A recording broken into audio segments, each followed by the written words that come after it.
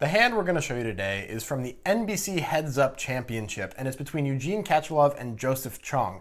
These guys are both really good, and the really interesting part about it is this is a heads-up match. These guys have to get into each other's heads and play every hand against each other, so everything that they do is going to affect future hands. Yeah, now this is like hand number 3 or 4 of their match, too, so they're very, very deep, and they're also in the money already. They're in the round of 16. They've gotten their $25,000 buy-in back. But first place is still $750,000, so there's a lot to play for. Right, all of their decisions are magnified. And this was suggested to us on Twitter by Josh Dixon. If you guys have a suggestion for the breakdown, tweet at us and definitely include a YouTube link. Please include a YouTube link. Because we're not going to look for it. That we never do. Yeah, we hate that. We don't do that. Yeah.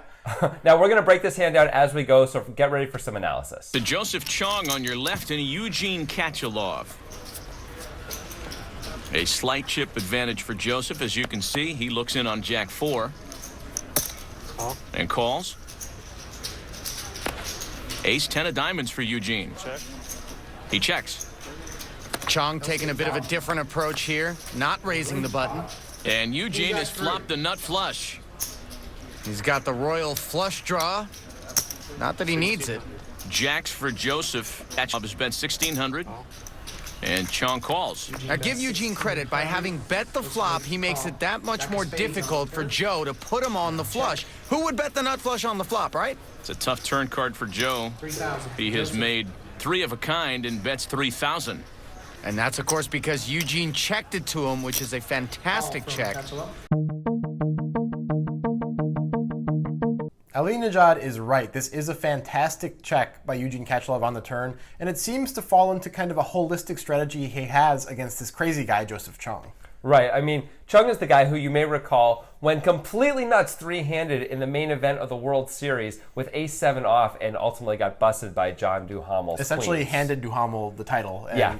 It was an interesting play for sure, but it was on the bat crap side of things. It was a pretty crazy play.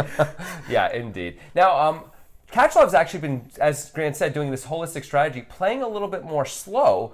If we even look at pre-flop, he decides not to raise his ace-10 of diamonds heads up, which is pretty much a slam dunk raise most of the time. From a pure gameplay perspective, you're going to want to put some more chips in the pot just because your hand is so valuable in a heads-up match. But Eugene thinks a couple things probably about this check. He thinks he can protect his check back range against Cheong throughout the match because this is very early in the match. He also thinks it's nice to be under-repped against a crazy guy. Absolutely, because you're going to be calling down a lot. You're making a lot of check calls and hope you're good. So not having it be so obvious anyway that your hand is that strong, is a great thing.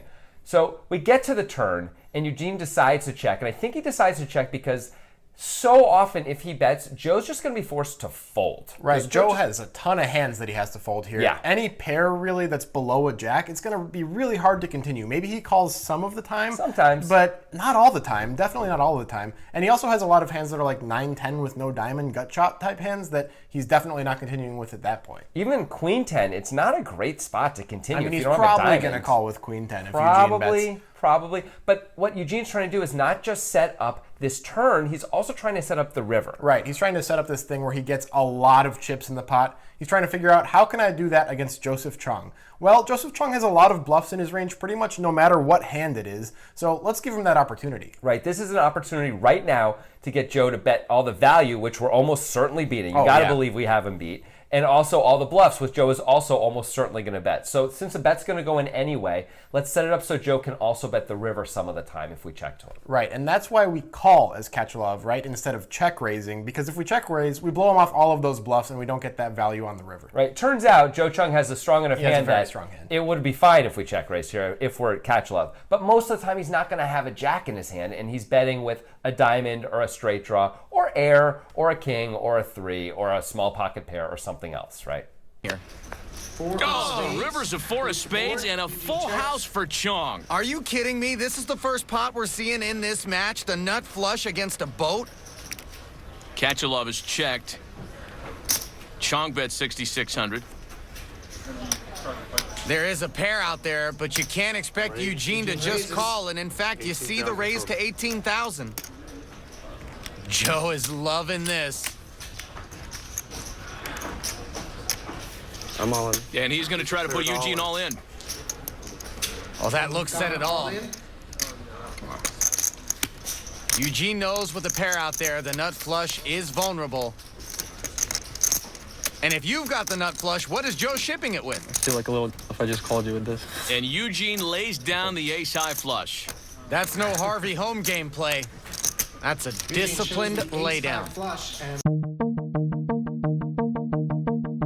So, as we would expect strategically, Eugene checks the river just the way he planned, as it seemed he set it up the whole way. He wants to give Joe a chance to fire one more time with his bluffs and then spring the trap. Right, and it's not only that. Think about if Joe had something like Jack 8, so he just has trip jacks, he doesn't have a full house. Yeah. If Eugene bets, he's probably just going to get called. Joe can't really think he's going to get a lot of value out of worse hands if he raises. Right. Whereas if Eugene check raises, Cheong's going to have to call the check raise, and he's going to get a lot more chips in the pot that way with a nut flush. I mean, it's going to be really hard to fold trip jacks just for a check raise. So you get all the value out of the bluffs, and you get more value out of the stronger value hand in Joe's range, as long as you're not beat anyway. Right. This is an expert check. It makes a lot of sense. Yeah, it's fantastic. Right. So Cheong, of course, has to go for value once it's checked to him. He has what is essentially the nuts. It's so hard for him to be beat at this point. I mean, yeah, of course. He's going to bet. He bets. And then Katchalov has to raise. He makes a very normal raise here. Right. There's not really much to even talk about with that raise. Of course not. The interesting thing, though, is now Cheong deciding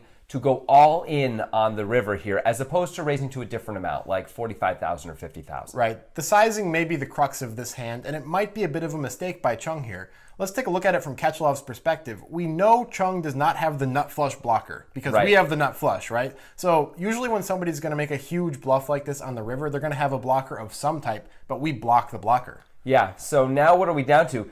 I mean, a full house blocker would be a jack, but a trip jacks is too strong to make a play like this with, we think anyway. Right. So now what are we down to? We're down to nothing.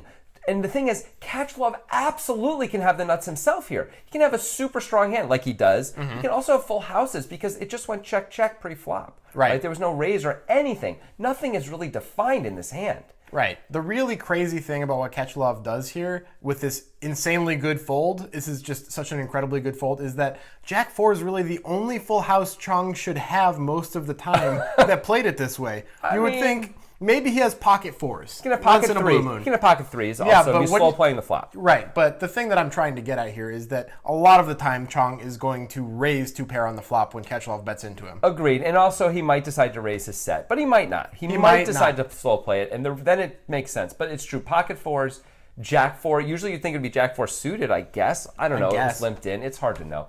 It's a fantastic play ultimately by Katchalov because he realizes that Cheong is just never going to move in for this much for his tournament life because we're in this round of 16 here. There's still $750,000 to be won for the title here. He's just never going to move in with the second nut flush. Right. Or worse, ever. No, never. I mean, it's a correct surmisation. Is that a word? Oh, I'm sure that's a word. Oh, yeah, it's a correct surmisation by Katchalov when he decides Cheong wouldn't even do this with the queen high flush, as Jonathan said. Right. So then how can he possibly call? Because does Cheong really have any bluffs here? It would be so insane to be bluffing for this amount. It seems really unlikely when you could bluff to 45K or 50K and pretty much fold out almost all the same range of hands. Because Cheong never thinks in a million years he's going to fold out the nut flush. No. He's moving in hoping to get called by a hand like that. By the way, I don't think he thinks Eugene has a hand that strong. No, anyway. of course not. He's just hoping and praying that somehow Eugene finds a call, which he thinks is probably almost never going to happen. But this is one of the spots where maybe it should happen and Cheong should be excited. Right. So it seems like at this point it might be a clear sizing mistake by Cheong because I don't think there's a way Katchalov can find a fold if Cheong makes it 40, 45, 50K. He's not risking his tournament life. He's bluffing a normal amount, which means he's more likely to be bluffing, right? Like, is Cheong really bluffing for an all-in here over 18K? When he doesn't have to. Again, when he can make it 45. The thing is this. Against most players, I think even most expert players, they're probably going to end up finding a call with ace-10 of diamonds heads up against Joe Cheong, who can be known to be a little bit crazy. Right. But Katchalov is too good. He's the quiet storm, man. He is the quiet storm. Cheong did get a bit unlucky in this, and we're saying he made a mistake with the sizing. This is a bit nitpicky because these guys are both excellent players. They're both making really good plays. The thing is, Cheong ran into the guy who is the quiet storm. He can't be taken like this. I mean, look at the face he makes as soon as he gets re-raised. And now, look, he shows the hand even right here. He just knows he's behind. He's like, look, Joe, yeah, can you believe it? Like, can you believe how unlucky I was? And by the way, Katchalov then goes on to win this match against Joe Cheong in advance and make more money. It's really impressive. He makes this fold, and it really pays off. Stick around, because in 30 seconds, we're going to look at comments from last week's video. Hey, if you guys liked this video, don't be afraid to click that little this thing. It looks like this. So click on that because we like it. Yeah, and absolutely. When you do that, it makes us feel good, you know? We need the recognition. We don't need the self-esteem. Don't listen to him. But you know what we do need? We could use your support. If you like the breakdown in general, you can click our Patreon button, which is right here, and check out our Patreon page. So do that. It's a great way to support the breakdown. We would love it. In last week's provocatively titled hand, 2 Daniels, 1 Cup, we had 2 of the best in the world going at it heads up in what is probably the biggest pot of each of their careers. You just had to say going at it, didn't you? With 2 Daniels and Cup. It's unbelievable. Yeah, it was incredible. It's from the big one for 1 drop. They're heads up. First place is, $12 million, $14 million, some crazy amount of money. And it's a fantastic hand where Daniel Negreanu ultimately calls a huge bet on the river with king, queen, high incorrectly against Daniel Coleman's full house. And it's the pot that pretty much won Daniel Coleman the whole event and made him... It's a big deal pot considering the difference between first and second was something like $400 billion. Yeah, I mean, maybe a little bit more than that, but it's something like that. But let's hear what you people had to say about the hand. Stephen Max says, you guys must be psychic because I woke up this morning thinking you should break down this exact hand. That explains a lot. Yeah. Although, Rupe says in response, maybe you're psychic. Oh. Which makes a lot more sense, actually. Right? Because I thought for a second that we were special. No, he has the premonition. We're just doing what we do. We're just us being us. We're just normies. That's too bad. Living our Stephen lives. Max, though, that guy can make a lot of money as a psychic, maybe. Yeah, maybe consider that. Yeah. Psychic Think about it. Network. Yeah, okay. Mark Moody, Miss finally. Cleo's in jail, though. So Miss who? Miss Cleo. Miss Cleo, yeah. Yeah. Is she in jail? What'd she do? Well, doesn't she? I want to know. I think it was tax fraud. Anyway, are you sure? Are you sure? No, I'm not sure. I'm sorry to Miss Cleo if it's not true. But there's an opening. There's an opening in the psychic world. Okay. Anyway, very good. let's continue. Call yourself Mr. Cleo. Okay. Mark Moody says, I don't get Kid Poker's tendency to call bets like this one. It would seem that Coleman would be aware that Kid Poker would call many of his bluffs and therefore narrow that end of his range. Is it possible that Daniel Negreanu doesn't take this into account? Well, there's one possibility that Daniel Negreanu just can't help himself in spots like this and decides to call all the time and is a bit of a calling station.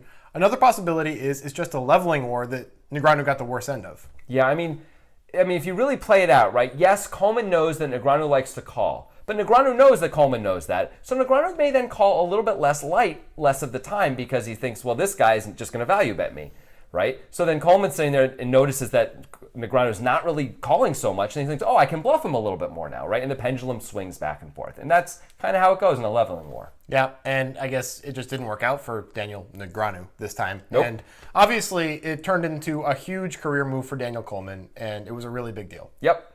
Great hand. See you next week.